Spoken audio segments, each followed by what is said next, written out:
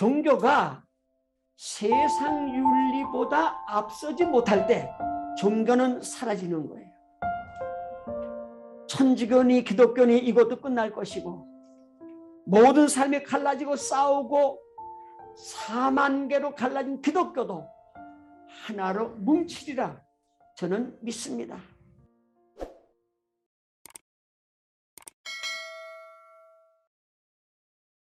하나님 말씀은 요한복음 1장 35절로 42절 교독하겠습니다. 요한복음 1장입니다.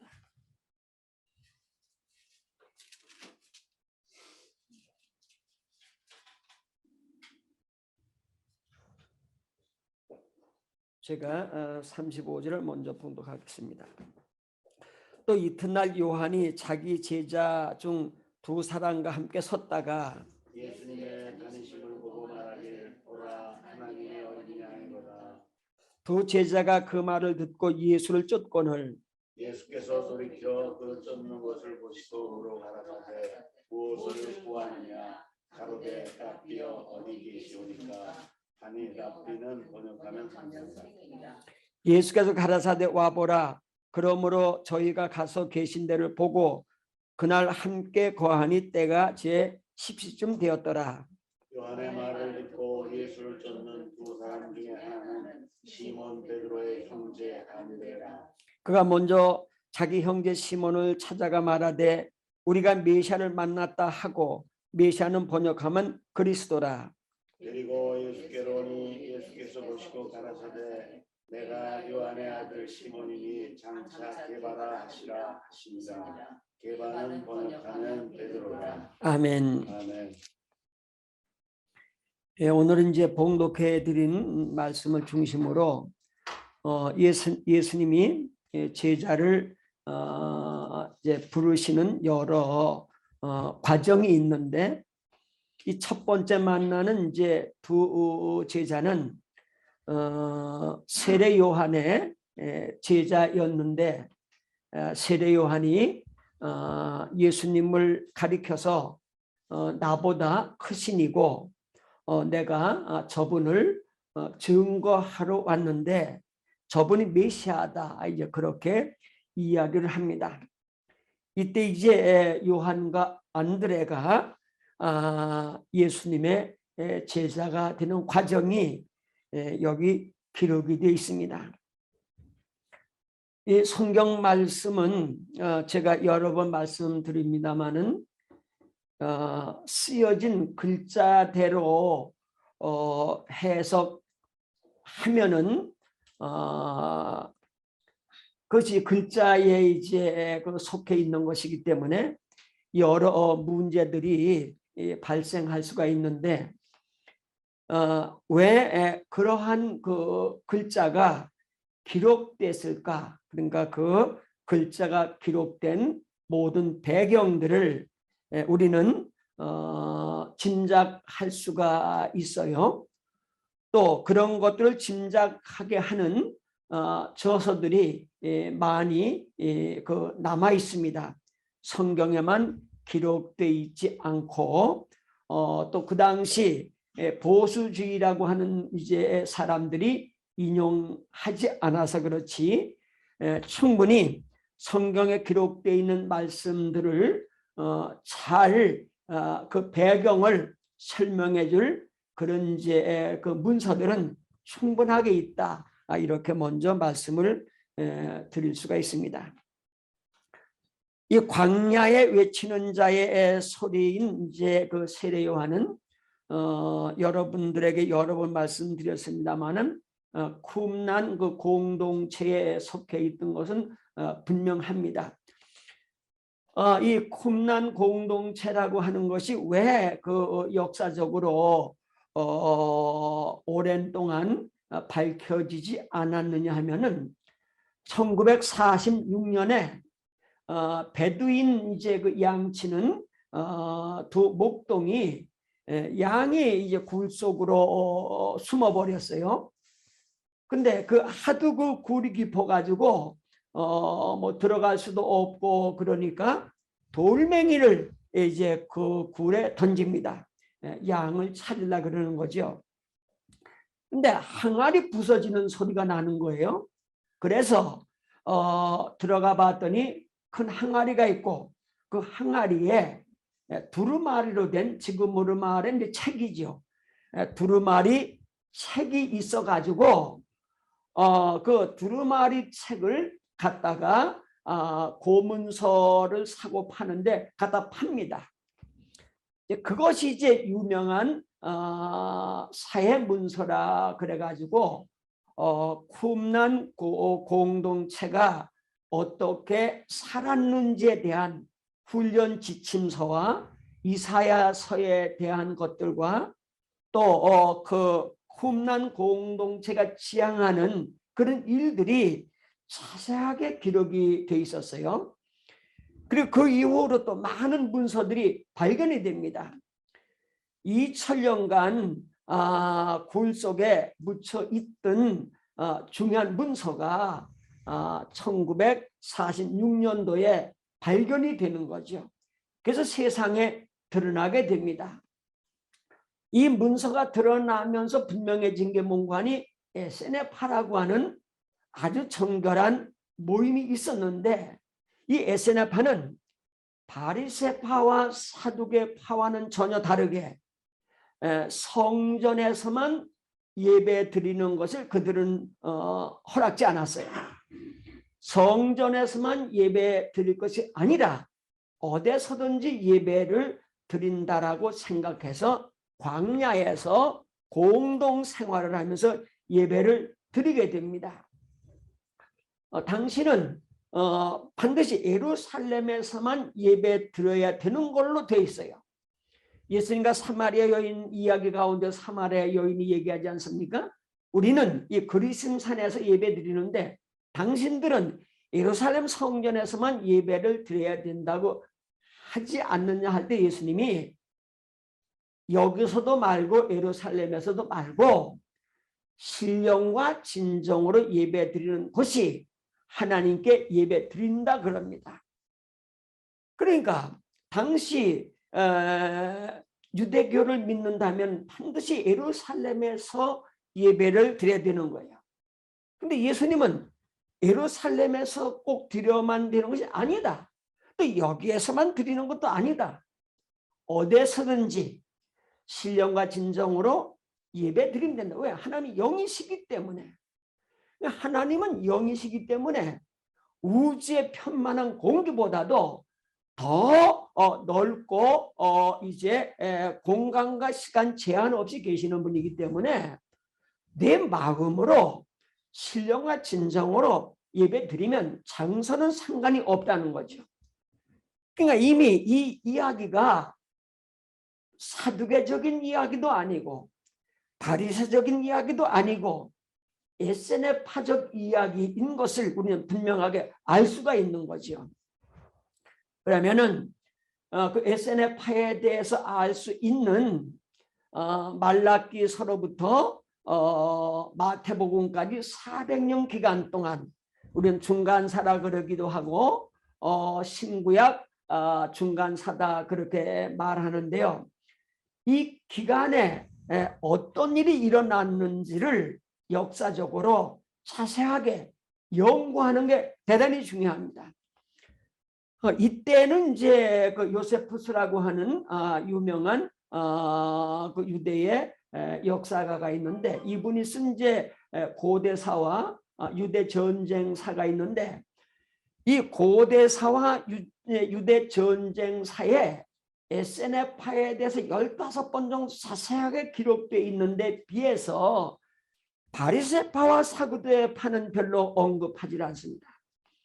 또 이제 요세푸스보다 반세기 전에 있던 필로라고 하는 분이 있었는데 이 유대인이죠. 이 필로라고 하는 분도 바리새파와 사두개파는 별로 언급하지 않는데 에세네파가 있었다라고 자세하게 우리에게 전해주고 있어요. 또 그 로마의 지리학자면서 자연사라고 하는 아주 유명한 책을 쓴 폴린이라고 하는 분이 있는데 이분은 로마 사람이죠. 이분은 아마 유대에 와본 적이 없을 겁니다. 모든 이야기들을 종합해 가지고 지리학적으로 자연적인 것들을 연구하는 분이었는데, 이분은 사해 근방에 에세네라고 하는 그룹이 있고 아주 신령하게 예배 드린다라고 자세하게 전하고 있어요. 유대에 와보지도 않는 분이 로마의 지리학자가 에세네파가 있었다고 하는 것을 그분 책에 기록하고 있습니다. 성경에 기록되어 있는 사두개나 바리새파는 성경에는 기록되어 있지만은 당시 역사적인 그 역사가에 의해서는 별로 언급되지 않는 거지요. 분명한 것은 에세네파라고 하는 파가 있었고, 이 에세네파는 성전 예배를 거부하고, 왜냐하면 바리새파와 사두개파가 성전을 장악해 가지고 성전을 돈 버는 것으로 양 팔고 비둘기 팔고 돈 바꿔주고 이 돈 버는 것으로, 또 사두개파들이 이제 예루살렘 성전을 장악을 하고 권력적으로 사용하는 것에 반대해서 정결하게 살기 위하여 또 메시아를 고대하면서 그들은 광야로 나가서 거기서 집단적으로 살았어요. 금욕주의 생활을 하면서 모든 재산을 공유하면서, 그러니까 사도행전 2장에 나타나 있는 교회의 초대교회 모습하고 똑같지 않습니까? 그렇게 공동생활을 하며 정결하게 살면서 이제 그 회원으로 입회할 때, 그것도 상당히 까다로웠어요. 회원되는 게. 회원으로 입회할 때에 목욕 의식을 이제 거행했고, 또 1년의 교육을 마치기도 하고 또 연장의 2년의 교육을 마치기도 하는데, 교육 마친 다음에 반드시 정결로 물속에 들어가는 행사, 정결 행사를 가졌죠. 그게 구약에는 없는 신약부터 시작되는 세례 아닙니까?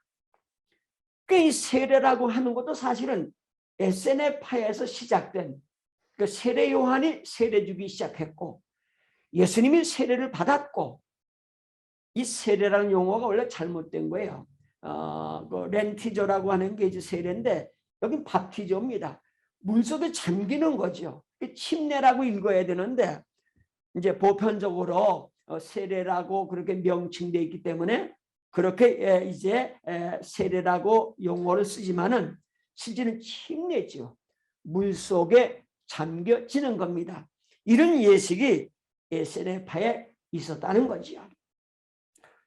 근데 이제 예수님께서 이 에세네파에 가까운 그런 모습을 보이지 않습니까? 말씀드린 것과 마찬가지로 그 에세네파 사람들이 이제 거주하고 있던 사해 그 바다 이제 근방, 거기에서 예수님이 40일간 금식기도를 하지 않습니까?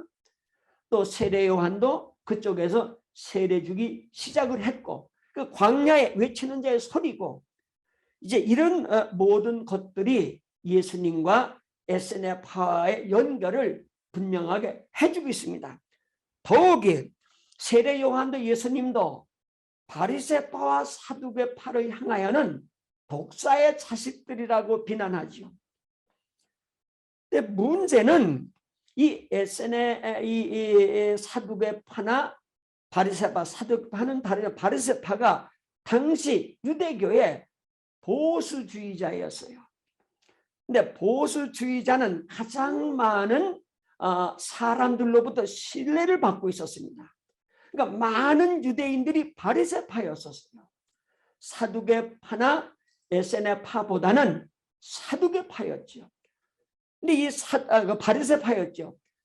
보수주의는 대개 누가 되는고 하니 지성이 있는 사람들이 아닌 많이 안 배운 사람들이 항상 보수주의입니다. 왜냐하면 자기를 가르치는 스승들의 말을 그대로 따르지 않습니까? 본인이 많이 안 배웠기 때문에, 또 아는 상식이 많지 않기 때문에 자기가 자기 지식을 내세우는 것이 아니고 자기를 가르치는 사람의 말을 따르는 거지요. 그게 보수주의들의 특성입니다. 이 진보와 보수는 지금도 큰 문제지요. 한국도 사실은 진보와 보수의 싸움이고요. 미국도 진보와 보수의 싸움 아닙니까? 또 여러분들도 둘 중에 이렇게 속해 있어요. 한 교인이라고 다 한쪽에 속해 있는 것이 아니라 같은 교인이지만은 어떤 분은 보수 색채가 강하고 어떤 분은 진보 색채가 강합니다. 그래서 교회에서 무슨 얘기하기가 아주 무섭습니다.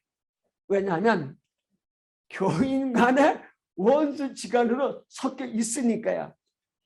여러분, 제가 이렇게 설교해도 오늘 이 얘기는 잘 들으셔야 돼요.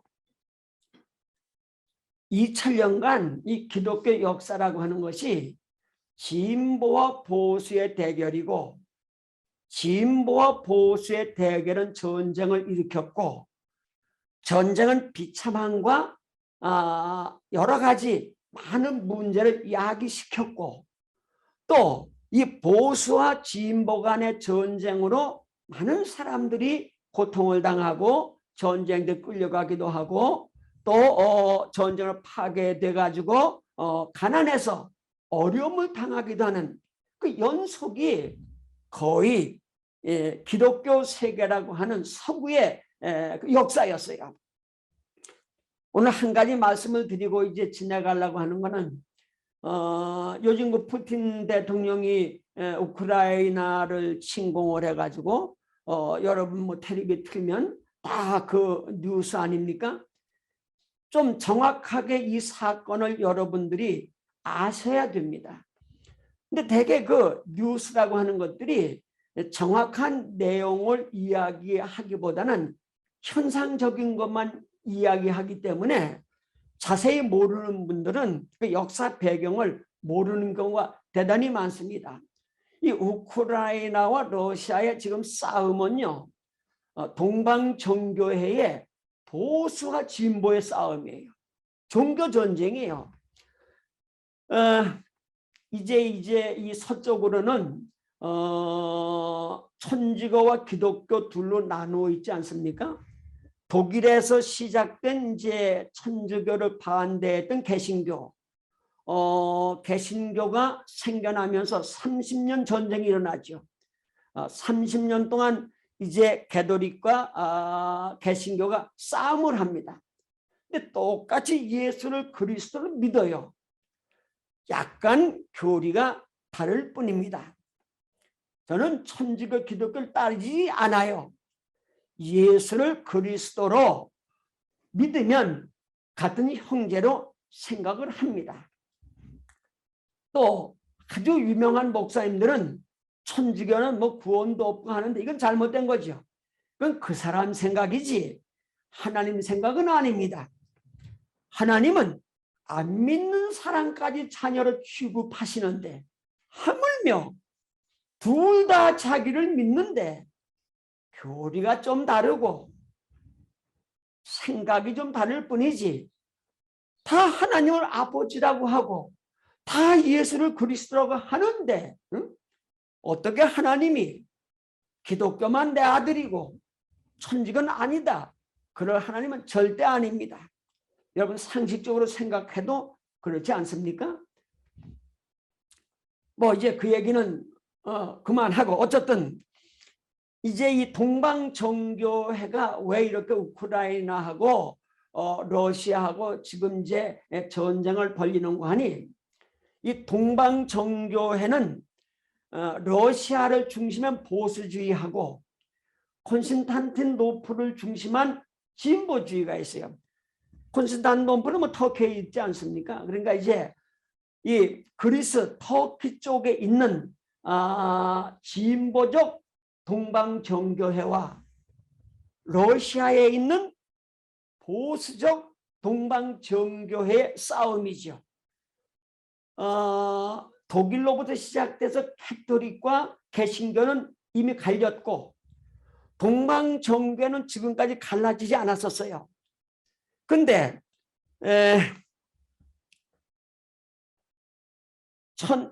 2018년 1924년에 그리스하고 불가리아하고 싸움을 합니다.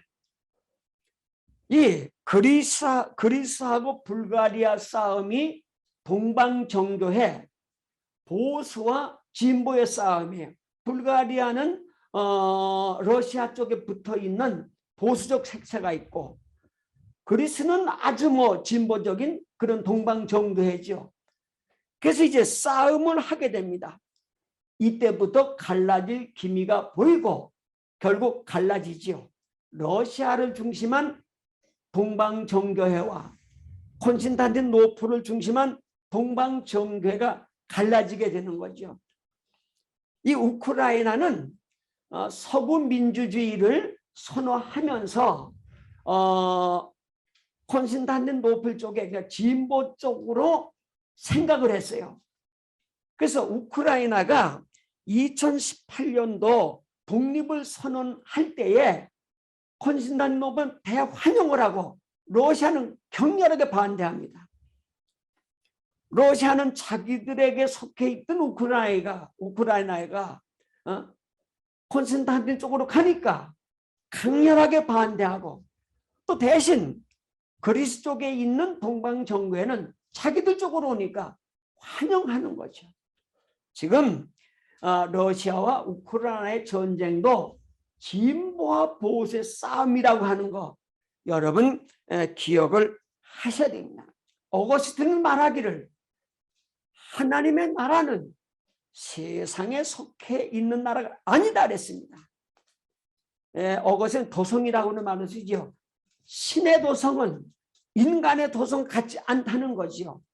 여러분 분명히 기억하실 것은 메시아 왕국 그리스도의 몸된 교회는 세상에 속해 있는 게 아닙니다. 하늘나라에 속해 있는 거죠. 교회는 전쟁에 휘말려서는 안 됩니다. 근데 교회가 전쟁에 휘말릴 뿐만 아니라 교회가 전쟁을 일으키는 근본 동기가 되는 거죠. 아까 얘기하지 않았습니까? 지금 LA의 모든 교회가 다 교회 안에 진보 보수 같이 있어요. 밥 먹고 음식 먹을 때 항상 싸웁니다. 교인끼리도. 난 이게 말이 안 되는 게, 여러분 트럼프에 속해서 이득되는 게 뭐가 있습니까? 그분이 예수님입니까? 바이든에 속해가지고 이득되는 게 뭐가 있습니까? 그분이 여러분의 구주입니까? 여러분 상식이 없습니까? 다 대학을 나온 지성인들 아닙니까? 근데 도대체 지성은 어디 간 겁니까? 판단력 아니었어요. 이성적 판단력. 왜 인간에게 속합니까? 하나님께 속해야지. 예수님에게 속해야지. 어거스틴이 말한 것처럼 신의 도성은 인간의 도성이 아니다 하지 않았습니까? 신의 도성, 메시아 왕국, 예수님이 원하셨던 메시아 왕국은 뭡니까? 제가 여러 번 언급하지 않았습니까? 자유와 평화와 기쁨이라고. 자유와 평화와 기쁨을 주는 것이 교회고, 그것이 세상에 속한 나라가 아니라 하늘에 속한 나라죠. 왜? 자유와 평화와 기쁨이니까. 어디 메시아 왕국에 그리스도의 몸된 교회에 진보와 보수로 갈려가지고 싸움판을 벌릴 근거가 도대체 어디 있습니까? 없는 거지요. 잘못된 여러분의 지성이, 잘못된 여러분들의 성서 해석이 부패로 나눠가지고 유튜브 같은 거, 저는 그건 유튜브 다 끊어버려요. 빠지만 또 불러들이고 빠지만 또 불러들이고, 저는 거기 참가하지 않습니다. 저는 거기 속한 사람이 아니니까요. 그래서 유튜브 상에 그 유튜브는 거의 거짓이에요. 거의 80% 거짓이라고 보면 됩니다. 근데 거기에 여러분이 속했다는 건 난 이해가 안 가는 거죠. 도대체 자기가 배웠다래고 지성이 있다래고 내가 어딜 나왔다래고 뭘 했다 그러는 그 생각이 도대체 어디서부터 온 것인가? 인간은 근원적으로 말씀드린 것처럼 진보 보수를 가려가지고 2000년간 싸움판을 벌였고 그게 기독교였고 또 중동과의 싸움도 다 아브라함의 자손 아닙니까? 똑같이 종교적인 전쟁이죠. 여러분, 종교가 세상 윤리보다 앞서지 못할 때 종교는 사라지는 거예요. 지금은 세상 윤리가 기독교를 앞서 있어요. 세상이 기독교를 염려합니다. 이게 말이 됩니까? 세상이 종교를 염려해요. 이제 종교는 사라질 때가 된 거죠. 왜? 세상 윤리만도 못하니까. 종교라는 게 뭡니까? 가장 선하게 살고 가장 진실되게 살고 서로 사랑하며 사는 것이 종교 아니겠습니까? 근데 그것을 다 내팽개치고 아까 말씀드린 자유와 평화와 기쁨은 버리고 교회 안에서도 두 패로 나눠가지고 작은 교회든 큰 교회든 싸움판을 벌리니 이게 말이 되는 겁니까? 이건 안 되는 거죠. 오늘 여러분에게 말씀드리고자 하는 것은 왜 안드레와 사도 요한이 예수님 제자가 되었을까? 그는 지켜봤죠. 예수님이 추구하는 거 물질도 아니고 권력도 아니고 물질을 추구하지도 않고 권력과 손잡지도 않고 오직 자유와 평화와 기쁨만을 위하여 왕국을 세우려고 하는 그분을 볼 때 이 두 제자는 이분이 메시아다라고 믿게 된 거죠.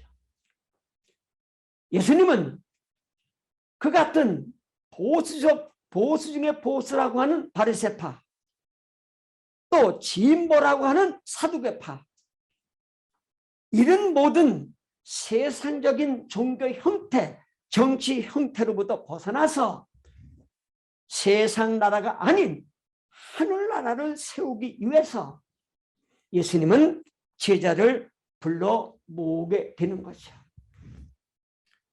그 사실 예수님께서 세우신 나라가 뭡니까?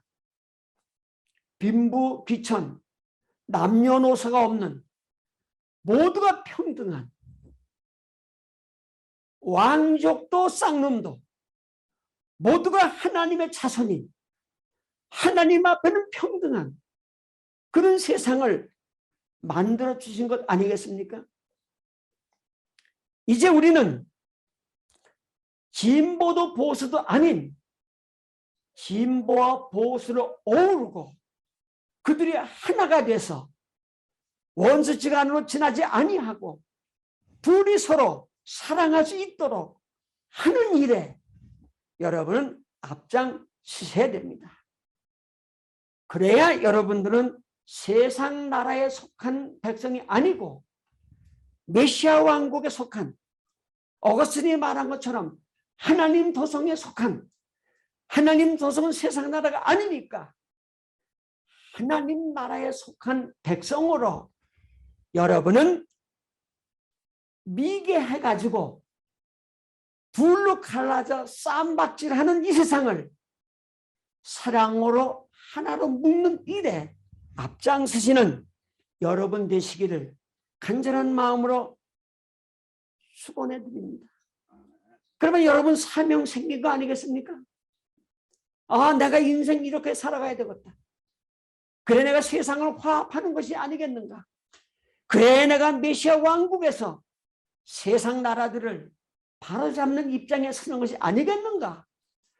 내가 그래서 메시아 왕국 이 땅에 세웠을 때 내 자녀가 행복한 세상에서 평화를 누리며 지금까지 불행하게 싸움하며 살아가는 것이 아니라 서로 형제가 돼서 오직 하나님의 자녀가 돼가지고 살아가는 아름다운 세상을 만든 그 일에 내가 일꾼이요 하나님께 부름받은 하나님의 자녀요 예수님의 제자라고 하는 것을 여러분들이 깨달으시고 그 일에 앞장서시는 여러분 되시기를 간절한 마음을 축원해 올립니다. 그럴 때 러시아 우크라이나 전쟁도 끝날 것이고 천주교니 기독교니 이것도 끝날 것이고 모든 삶이 갈라지고 싸우고 4만 개로 갈라진 기독교도 하나로 뭉치리라 저는 믿습니다. 이젠 그러한 시대가 됐고 우리가 그러한 시대를 열기 위하여 여러분 성각적인 자각을 가지시고 성서를 읽는 새로운 눈을 뜨시고 하나님의 자녀되는 올바른 길에서 예수님의 제자가 되어 항상 선을 추구하고 사랑으로 한데 묶는 성령과 동행하시는 여러분 되시기를 간절한 마음으로 축원해 올립니다. 기도드리겠습니다. 걸어가신 아버지 하나님, 세상은 눈 뜨면 온통 전쟁으로 또 서로 시기 질투하는 것으로 아우성을 칩니다. 이렇게 쪼개지고 나눠지고 서로 싸우는 세상이 하나로 될 수 있는 것은 세상 나라가 하나님의 나라가 될 때인 줄 믿사온데 이 하늘나라는 예수 그리스도의 정신으로만 세워짐을 믿습니다.